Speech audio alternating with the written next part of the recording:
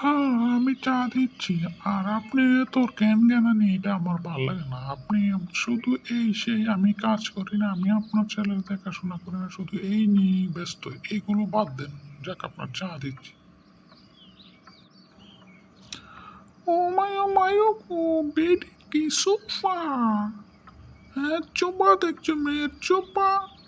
হ্যাঁ, ছেলে হইতে আমার কষ্ট হয় নাই, ছেলে লালন পালন করতে বড় হয় নাই, এরপরে এবারে বউ হয়ে আসছো। হ্যাঁ, কথাবার্তা সাবধানে করিও। ও, বুঝছি। আর আমার মা তো আমাকে ফেসবুক গুগল থেকে ডাউনলোড দিয়ে আনছে। আমার জন্য আমার মার কোনো দরদ নাই, যত দরদ আপনার ছেলের জন্য আপনার। বুঝছি।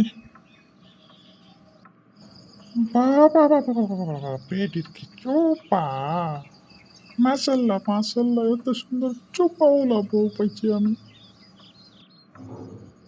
আর কাজ কামে একটু মন দাও, আমার ছেলের কষ্টটা আমি বুঝি, তুমি যা করতেছো একটু ঠিক না।